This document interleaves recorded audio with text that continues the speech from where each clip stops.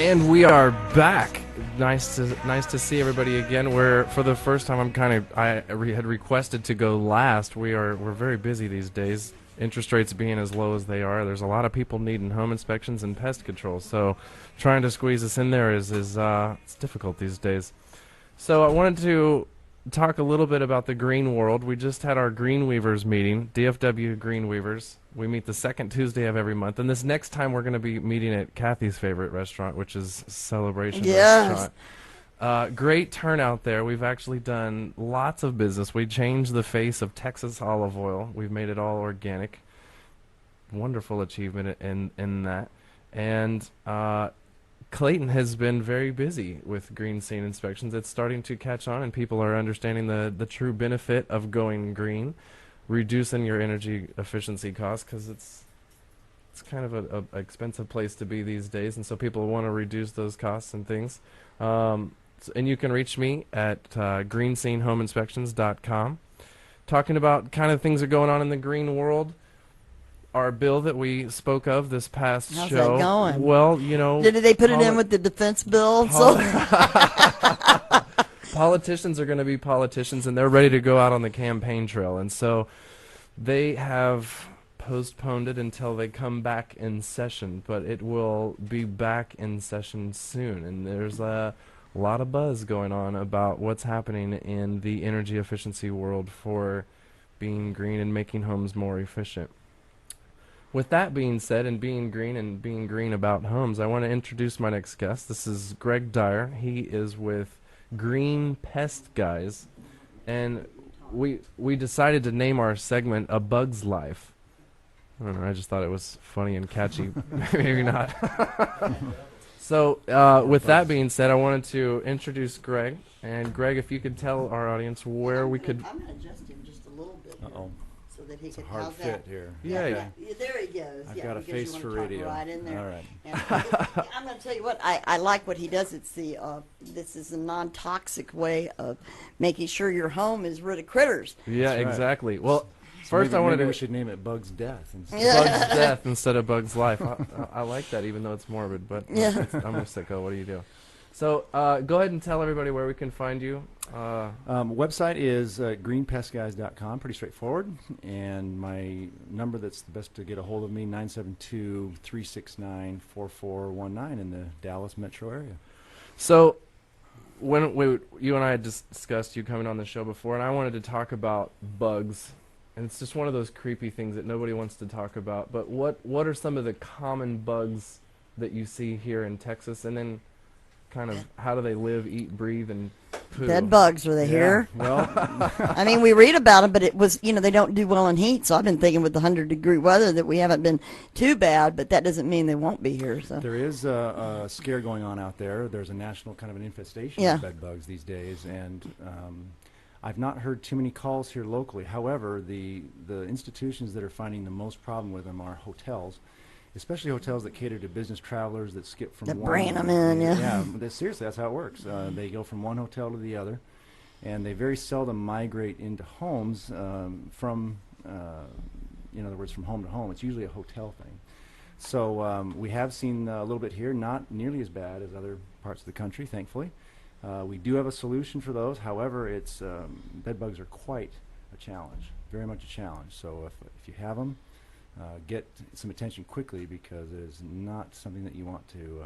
Now, is a bed bug, is that like related to lice, or is that like what?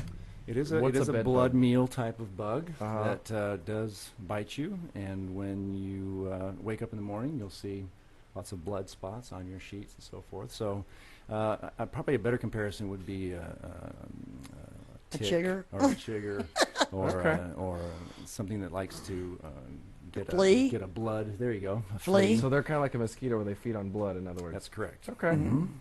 So But to answer your other question, I mean, here in Texas, of course, we've got cockroaches and ants and spiders. We're seeing a lot of spiders these days, especially those wolf spiders that have all their babies on the back, and they run around when you try and stomp on them. So we're seeing a lot of things like that around households and also in businesses. What kind of ants specifically are harmful to a home, and then which ones are those little mean ones that bite and leave stinging sensation for days. Well, obviously the ones out in the yard that everyone has are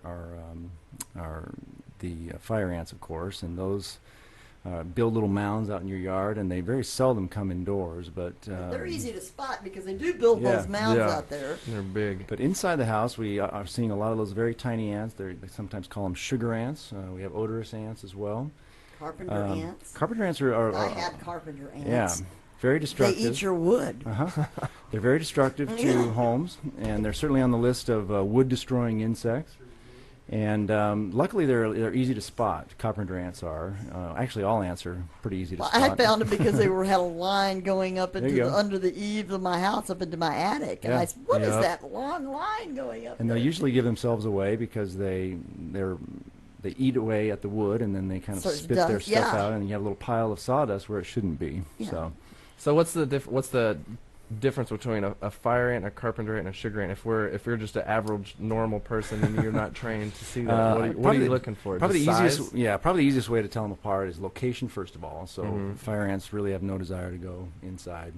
And if you have ants on your countertop in your kitchen, you need to examine maybe your baby bottles that are dripping there, or anything that's a sweet juice of any variety, or crumbs from your toaster, anything like that. They're after the food. They love that stuff, and of course pantry would be an easy place to spot those. So probably the easiest thing, and there's obviously different body types and so forth when you can have a scope to look at those small ants, but probably the easiest layaway to tell them apart is just where you find them and what they're doing, what their behavior is. So moving on, because we've got a lot of bugs to talk about here. Let's move on. Yeah. So, if you are talking about, because everybody loves the roaches, everybody knows the roaches. What We kinds coexist. of different species of roaches are out there? Um, Just besides the little one and the big one. well, Well, and I see a lot of crickets. I don't know why I'm seeing a lot of crickets. it's that was a function actually of a lot of the rain that we had and so forth. Okay. So a lot of these infestations that we see of bugs is a function of the weather. But to get back to your question, Clayton, we have almost every variety of roach here in Texas that's even possible. So there's too many for me to list, but the common ones we see are German roaches. We also have the brown cockroaches. The reason you're seeing different sizes is because they're at different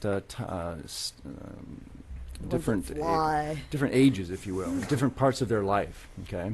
And one of the things that we use to actually control roaches is called a growth regulator, which means that they get this on them, and it prevents them from getting to the reproductive stage. So Wow. it's one way of controlling the infestation, the growing infestation of them in a home or a business. So in the cockroach world, what is their perfect environment? What are they looking for just to love? Are they Are they like pizza versus burgers, or I'm just kidding, but really? The place I'm seeing the most of them now are homes that are pier and beam construction. Instead of the slab, they love those crawl spaces underneath your house. And Kathy's especially- freaking out. She must have a pier and beam home. That, air conditioning. Yep. And then, but I see them and they come up. They also are water bugs, roaches, It's common synonym is water bugs and roaches. because they come up through the pipes. That's You think right. they Or do. the vents. If your vents aren't sealed tightly, especially if you have crawl space and vents in the crawl space. So I would say ideal would be dark, moist, cool, and anywhere near food where they can easily access that. That would be their heaven. So how much space does it take for them to get into your home? Less than you'd think. Less Yeah. than you'd think. I mean, you see those big water bugs and you think, man, there must be a big hole somewhere. It's not, actually. They find ways of making it through little cracks. They can almost contract their body or squeeze it down. And they're very motivated because they know what's on the other side. So Somebody had told me that a 1/16 of an inch is all it takes. it's probably For them- inaccurate. so they can for- go under your door, and Yeah, which absolutely. you Yeah. should be having shut anyway for the air Yeah. to save that. But yeah,